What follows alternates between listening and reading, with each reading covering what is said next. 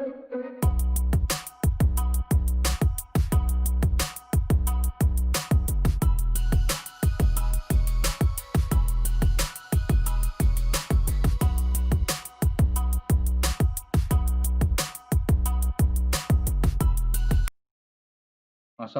warahmatullahi wabarakatuh. Kembali lagi kita kuliah di mata kuliah Ilmu Alamiah Dasar. Pada pertemuan ini kita akan coba berdiskusi tentang perkembangan dan pengembangan ilmu pengetahuan alam. Baik, sebentar saya akan slideshow dulu.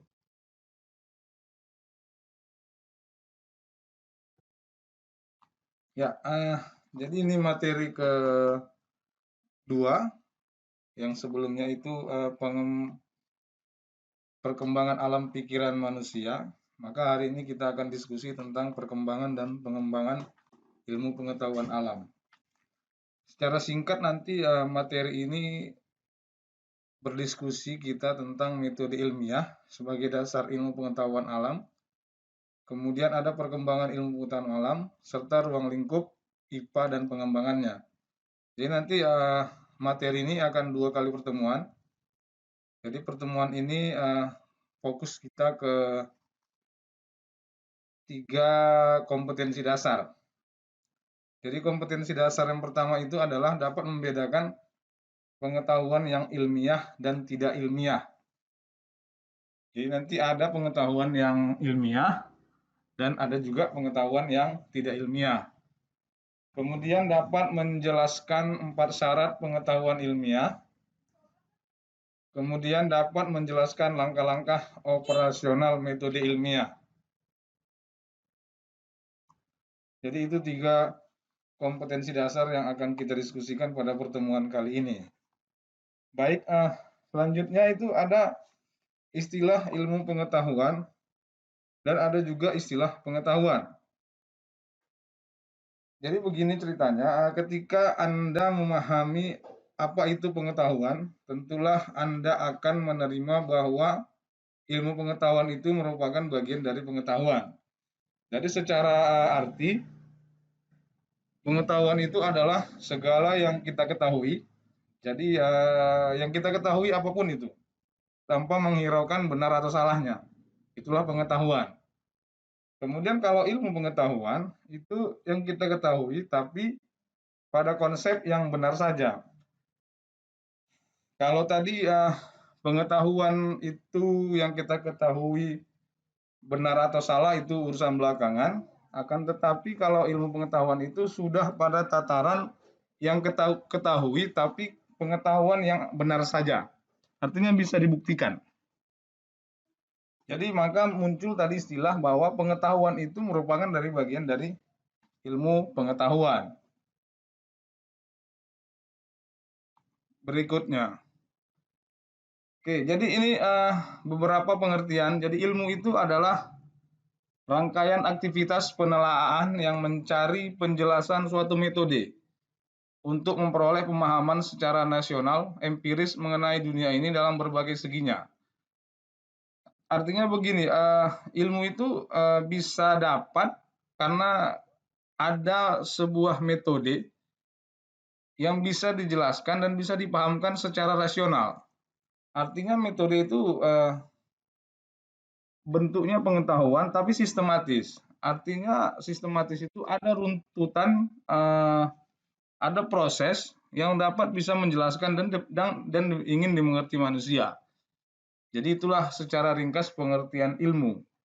Kemudian ilmu itu harus diusahakan dengan aktivitas manusia karena dia merupakan suatu metode dan juga sistematis, maka otomatis harus diusahakan oleh aktivitas manusia. Aktivitas manusia itu bisa dilaksanakan dengan metode tertentu. Nah, artinya metode itulah yang akan menjelaskan pengetahuan itu benar atau tidak. Kemudian kebenaran dalam kalimat ilmu pengetahuan, tadi kan ilmu pengetahuan adalah apa yang kita ketahui, segala apa yang kita ketahui, tapi kita yakini kebenarannya. Maka konsep kebenaran dalam kalimat ilmu pengetahuan itu adalah pengetahuan yang telah diuji kebenarannya secara metode ilmiah. Jadi kata kuncinya adalah Metode ilmiah itu konsep kebenaran dengan kata kunci metode ilmiah. Nanti akan kita diskusikan apa itu metode ilmiah. Kemudian dari mana sumber pengetahuan kita itu? Kan tadi pengetahuan secara singkat pengertiannya adalah segala sesuatu yang kita ketahui, mau benar, mau salah, yang penting kita ketahui itulah pengetahuan kita.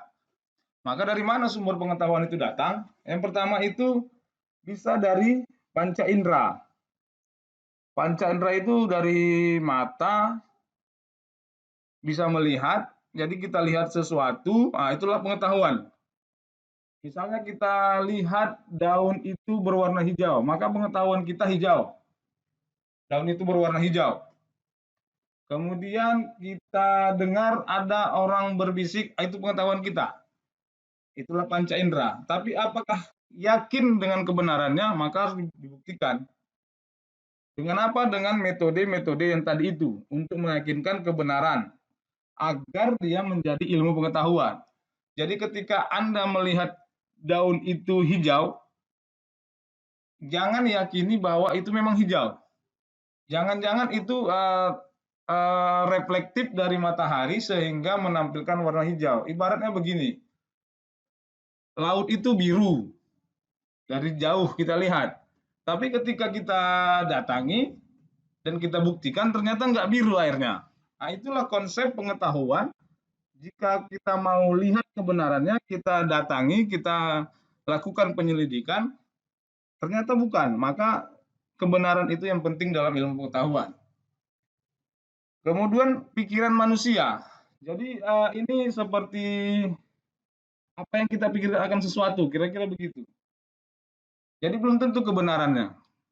Ketika kita lakukan penyelidikan dan kita buat kesimpulan, mungkin itu akan menjadi kebenaran, maka akan menjadi ilmu pengetahuan. Kemudian ada wahyu. Kita umat beragama tidak menampik bahwa wahyu itu berasal dari Tuhan dan itu kita yakini kebenarannya. Tidak perlu kita perdebatkan lagi. Kira-kira untuk wahyu begitu. Kemudian kalau intuisi itu gabungan antara perasaan dan pikiran. Jadi ketika dua ini bergabung, bisa jadi hal yang suatu yang tidak benar jadi benar, bahkan yang benar bisa jadi tidak benar. Maka perlu penyelidikan supaya intuisi itu menjadi ilmu pengetahuan. Konsepnya jelas ya, ada metode ilmiah agar pengetahuan itu menjadi ilmu pengetahuan. Kemudian Delianggi tahun 1987 mengemukakan 3 sudut pandang berkaitan dengan pemaknaan ilmu. Yang pertama itu ilmu sebagai aktivitas. Artinya bahwa suatu aktivitas mempelajari sesuatu secara aktif, menggali, kemudian mencari, mengejar atau menyelidiki sampai pengetahuan itu diperoleh.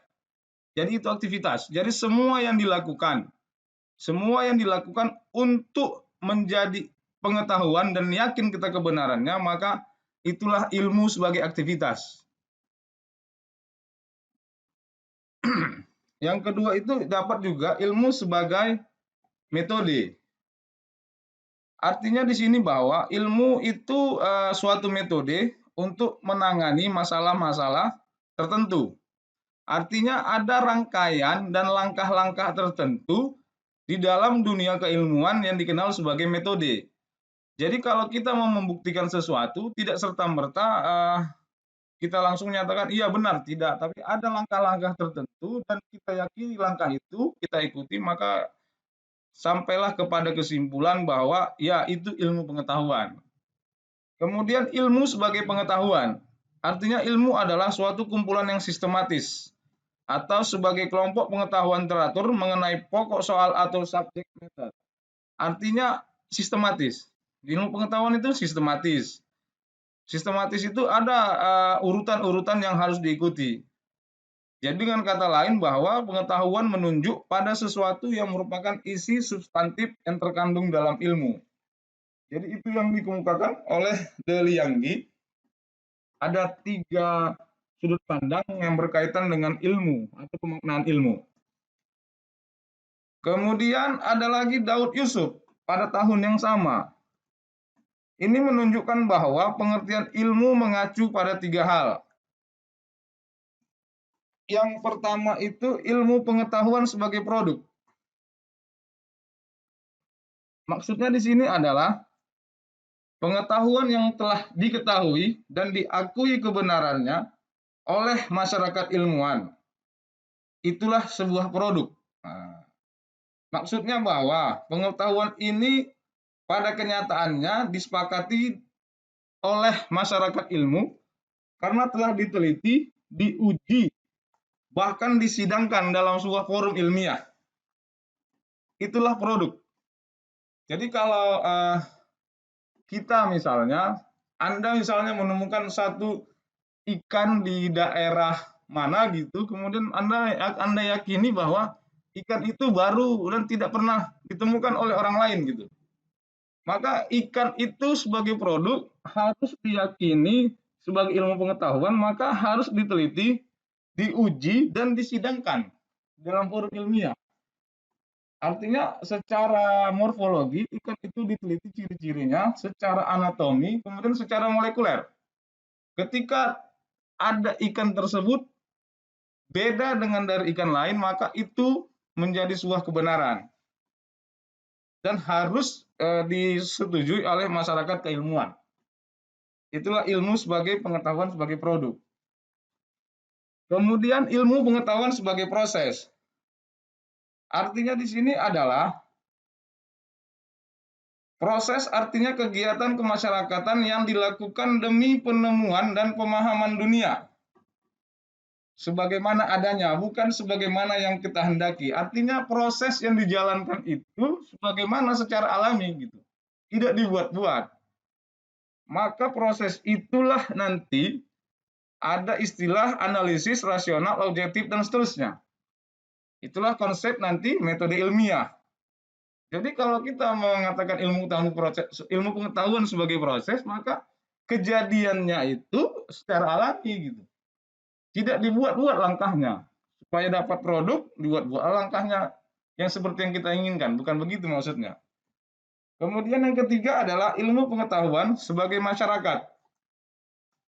Artinya dunia pergaulan yang tindak tanduknya, perilaku, serta sikap tutur diatur oleh 4 ketentuan, yaitu universal, komunal, tanpa pamrih, dan skeptis yang teratur. Kita boleh skeptis, tapi teratur gitu. Kita boleh tidak percaya dengan sesuatu, dan itu harus dalam ilmu pengetahuan sebelum kita yakini kebenarannya dengan melakukan penyelidikan. Itulah konsep ilmu menurut Daud Yusuf. Kita lanjut berikutnya. Oke, kita yakini bahwa ilmu pengetahuan adalah kebenaran ilmu. Itu yang kita sepakati dari awal. Sesuatu dianggap benar bila ditinjau baik secara deduktif maupun secara induktif. Artinya keduanya, ilmu pengetahuan harus bisa diungkapkan secara benar. Kemudian, apa itu deduktif? Deduktif itu masuk akal. Sedangkan induktif artinya sesuai dengan kenyataan. Jadi ilmu pengetahuan itu bila ditinjau oleh akal, masuk akal gitu. Kemudian boleh ditinjau dari induktif sesuai dengan kenyataan. Itulah tadi yang kita nyatakan di sebelumnya, tidak dibuat-buat, alami, dan masuk akal. Itu maksudnya. Oke, berikutnya, ciri-ciri pokok pengetahuan ilmiah. Yang pertama itu empiris. Empiris itu maksudnya adalah pengetahuan itu diperoleh berdasarkan pengamatan dan percobaan. Kalau kita nggak melakukan sesuatu, nggak mencobakan sesuatu, maka produknya bukan ilmu pengetahuan. Nggak ilmiah namanya. Kemudian ciri yang kedua adalah sistematis. Artinya berbagai keterangan dan data yang tersusun sebagai kumpulan pengetahuan itu mempunyai hubungan ketergantungan dan keteraturan. Itulah sistematis. Jadi makanya ada orang yang cara berpikirnya sistematis, teratur gitu. Ada orang yang pandai ngomong, sistematis gitu, teratur, nggak berbolak-balik. Itu maksudnya sistematis. Ciri yang ketiga itu objektif. Objektif di sini maksudnya adalah bebas dari prasangka seseorang. dan kesukaan pribadi. Artinya kenyataannya itu ya itu gitu. Bukan karena ada kepentingan kelompok tertentu maka dibuat jadi seperti itu, tidak. Tapi objektif. Itulah dasar ciri pokok ilmu pengetahuan ilmiah.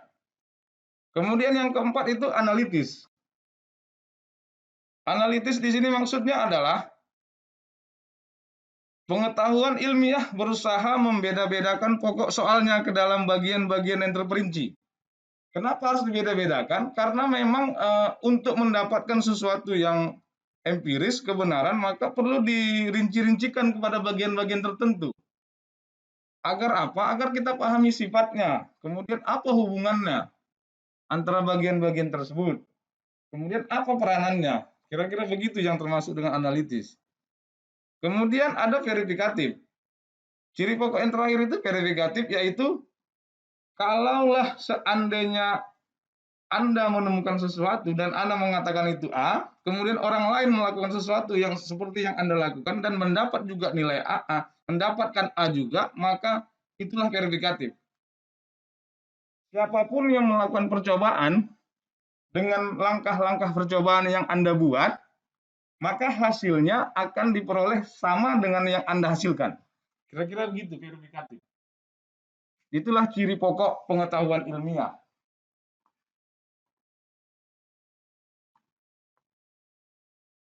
Kemudian ada metode ilmiah.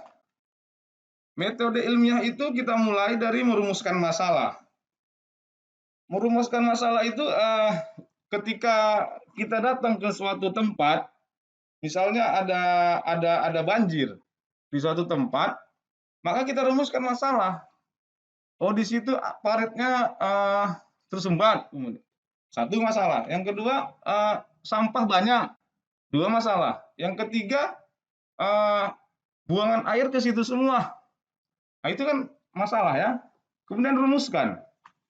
Biasanya diawali dengan kata tanya. Bagaimana sampah bisa banyak di daerah ini? Nah, gitu dia. Kemudian kita susun kerangka berpikir kita. Kemudian lanjutkannya hipotesis. Dengan kasus banjir tadi, berarti gini, hipotesisnya kan banjir disebabkan oleh sampah.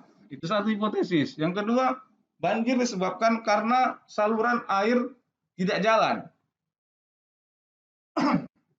Yang ketiga, banjir disebabkan karena semua buangan air berada pada tempat itu. Nah, itu kan hipotesis.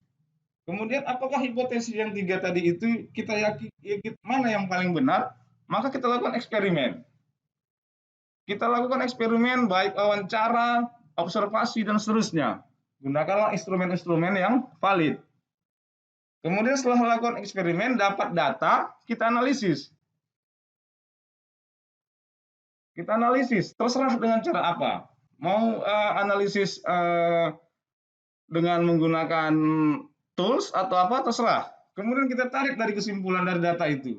Oh, ternyata banjir di situ karena sampah yang dibuang oleh orang yang lewat jalan itu. Kira-kira begitu. Karena setelah diobservasi dan diamati secara langsung, ternyata masyarakat di situ nggak buang sampah di situ. Tapi orang yang lewat sengaja membuang sampah ke situ. Nah, itu kesimpulannya. Kemudian buat laporan penelitiannya dan komunikasikan. Itulah langkah metode ilmiah. Maka ketika langkah-langkah ini secara runtun dilakukan, maka ilmu pengetahuan tadi, yang ilmiah tadi, maka kita yakini kebenarannya setelah mengikuti metode ini. Jadi metode inilah yang dimaksud dengan ilmu pengetahuan itu sebagai sebuah metode. Ini langkah-langkahnya. Jadi ketika kita mendapat sebuah berita, jangan langsung percaya, lakukan langkah-langkah ini. Untuk meyakinkan kebenaran bahwa itu merupakan pengetahuan. Baik, saya pikir itu untuk 3 indikator pertemuan kita pada hari ini. Karena ada 3 indikator lain, nanti minggu depan kita sambung kembali dengan indikator berikutnya, yaitu dapat menjelaskan perkembangan IPA, dapat menyebutkan ruang lingkup IPA, kemudian dapat menjelaskan pengembangan IPA. Baik, terima kasih atas perhatiannya. Kita lanjutkan minggu depan dengan 3 indikator berikutnya. Assalamualaikum warahmatullahi wabarakatuh.